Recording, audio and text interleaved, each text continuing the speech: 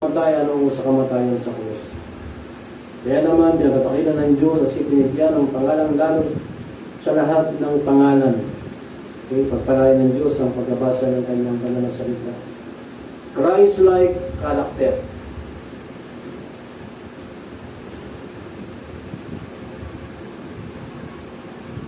Number 1, the call to Christ-likeness.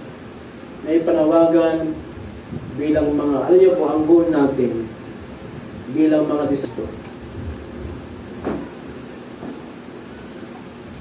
Kaya may panawagan na maging kawangis ni Kristo.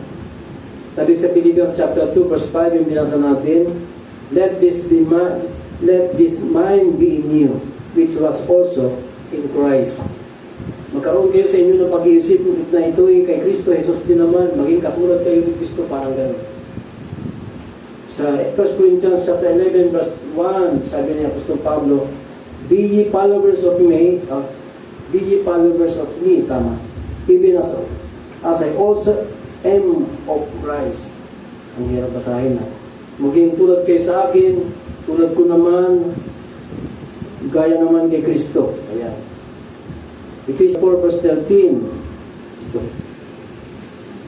Kaya hindi madali. Pero isang pagpapala, isang pribileyo, someday maging katulad ka ni Kristo.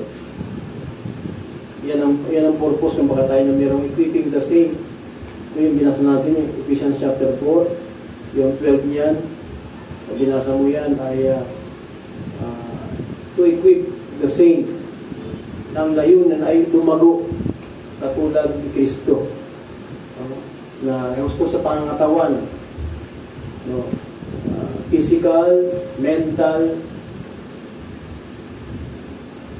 posible pala yun kasi yun ang turo ng Biblia. Layunin ng Diyos na hubugin tayo bilang kalarawan ni Kristo.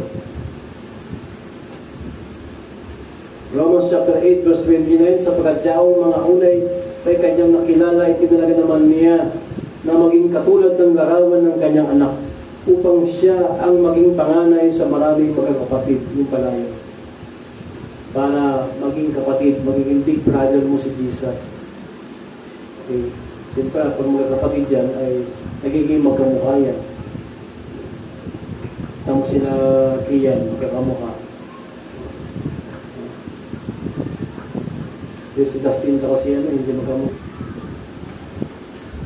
Ikaw ba ng disciple, kung ilang taon na ang disciple,